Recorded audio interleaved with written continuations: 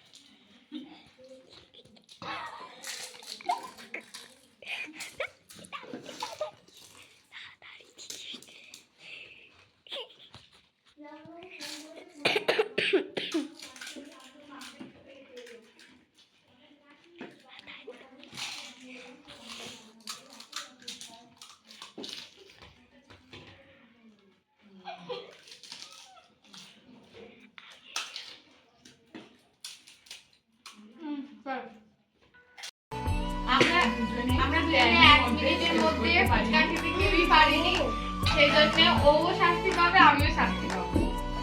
শাস্তিটা তোমরা দেখো।